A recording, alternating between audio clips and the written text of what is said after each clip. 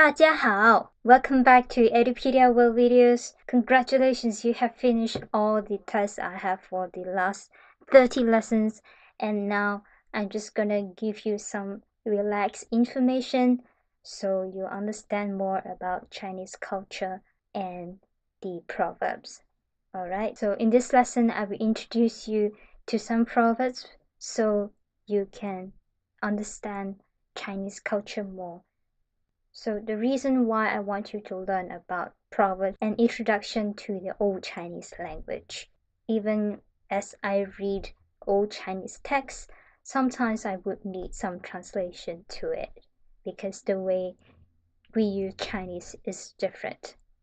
But it is reflected in Proverbs, and Proverbs are very straightforward and sometimes simple to convey a complex meaning, just like idioms. So let me explain proverbs.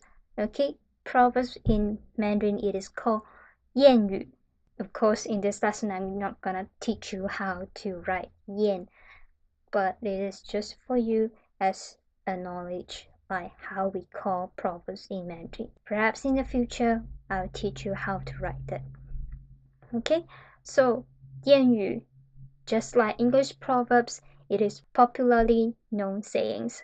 It uses simple words and metaphors to convey complex meaning and advice to usually people, like when they are lost in their situation or young people who would need motivation to their lives. Some Chinese proverbs can be dated back in 500 years before Christ, and of course what I'm saying is not the oldest, but in the coming proverbs that I'm going to introduce to you, it can be that old. So let's see the first proverb. So the first proverb I have here is 知之为知之，不知为不知，是知也. I know it sounds a bit funny, but it has a complex meaning in it. So 知, as you have learned, is to know. Okay, 知 is just anything in general. So if you know something, you say you know something.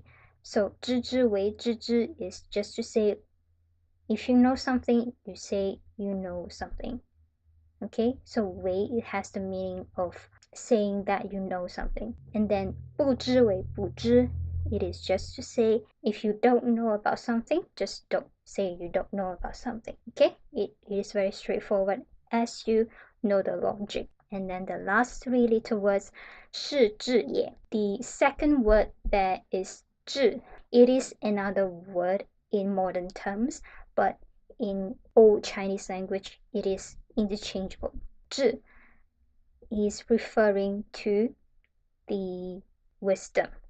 And at the end, 也, it doesn't really have meaning, and it is often used in ancient Chinese texts. And in modern terms, we hardly ever use this unless we pretend that we are from old Chinese, let's say, then we would use this in this manner. So this Proverbs is a quote from the Analects, which was written to record the dialogues and teachings by Confucius and his students. So it's very much like the ancient Greeks, like you have Aristotle, Socrates, Plato, and they have their students, and they also have writings and records of their dialogues. So this proverb is taken out of the context, for Confucius is teaching his student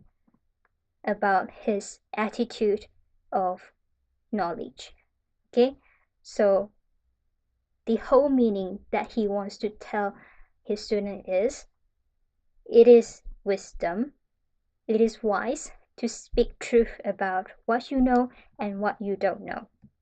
Okay, so when you say you know something, when you can say what you know and what you don't know in a truthful manner, that's wisdom. It is very important because many times that we Chinese has a concept of faith. We hold our ego high, that we dislike to admit the weakness. So in this proverb, it is a very powerful one to tell people to always stay truthful to what you know and what you don't know, and then not to pretend otherwise. It is wisdom to be humble. All right? So in case if you don't know who Confucius is, he lived around 500 years before Christ, so at least 2500 years from now. And so he was a philosopher and an educationist, and he was often honored by the emperors in ancient China for his kindness to people. And then he is known to have taught a lot of good students, including those ministers to the emperors that time. All right, so that's one of the proverbs, and you must be surprised that you know all these words, but it is used in a very ancient Chinese language manner, right? A lot of words are simplified and needs a bit of translation even to me as a native Chinese speaker. So the next one is quite a popular one. I'll just say out the English meaning first. It is 1,000 miles begins with a single step. 千里之行始于足下. Okay, there's one word that you don't know, which is 始. 始 means to begin. So 千里之行, it is just to mean 1,000 miles of walk. Okay, 行 is walk. So 千里之行 is just to mean 1,000 miles of walk. And then 足 is foot. 足下, it means like below the foot, so which means the step. It is just straightforward translation. 1,000 miles of walk begins with a single step, like what's below your feet. All right, this is quite a popular proverbs that I see in English.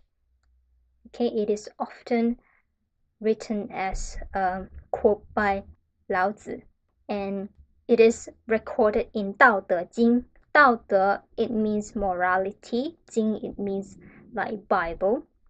But 道德经 is more like the way of things. Okay, and 老子, 老 means old, and 子 means the honorable. 子 is a way to honor a very wise person. Okay, even Confucius, we call him 孔子, also ends with 子 to honor him as a wise person or a wise scholar. So he is known as Lao Tzu, but that is not his real name. Okay, even Kongzi is not his real name. He has his own name as well. So now you know that in English you can often see 1,000 miles begins with a single step and is known as a Chinese proverb. And now you know in Chinese it is 千里之行始于足下. This whole thing is to encourage you that a great achievement starts with a single action, which you need to start. Alright, now I'll introduce you to the final proverb. Okay, this proverb is 吃得苦中苦，方为人上人. Okay, so the whole meaning is no pain, no gain.